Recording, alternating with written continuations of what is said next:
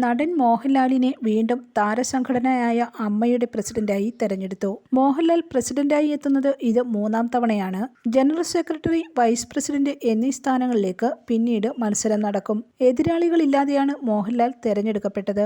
ഏറെക്കാലത്തിനു ശേഷമാണ് അമ്മയുടെ general secretary സ്ഥാനത്ത് നിന്നും ഇടവേള ബാബു മാറി നിൽക്കുന്നത്. സിദ്ദിഖ്, കുക്കു പരമേശ്വരൻ, ഉണ്ണി ശിവപാൽ എന്നിവർ ജനറൽ സെക്രട്ടറി സ്ഥാനത്തേക്ക് മത്സരിക്കും. വൈസ് പ്രസിഡന്റ് സ്ഥാനത്തേക്ക് ജഗദീഷ്, മഞ്ജു പിള്ള, ജയൻ ചേർത്തല എന്നിവരാണ് മത്സരിക്കുന്നത്.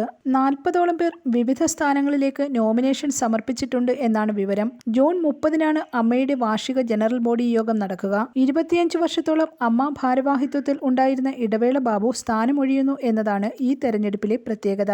നിലവിൽ ജനറൽ സെക്രട്ടറിയാണ് അദ്ദേഹം. പ്രസിഡന്റ് സ്ഥാനത്ത് നിന്ന് മോഹൻലാലും മാറി നിൽക്കാൻ സന്നദ്ധത അറിയിച്ചിരുന്നു. എന്നാൽ ലാൽ തുടരണമെന്ന് മറ്റുള്ളവർ ആവശ്യപ്പെടുകയായിരുന്നു. News desk, press Malayalam. തങ്കമാണു നീ,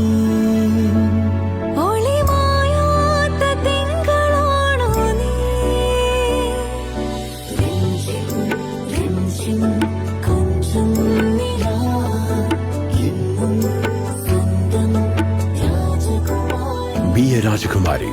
Rajakumari Gold and Diamonds. The trust of Travancore. Rajakumari.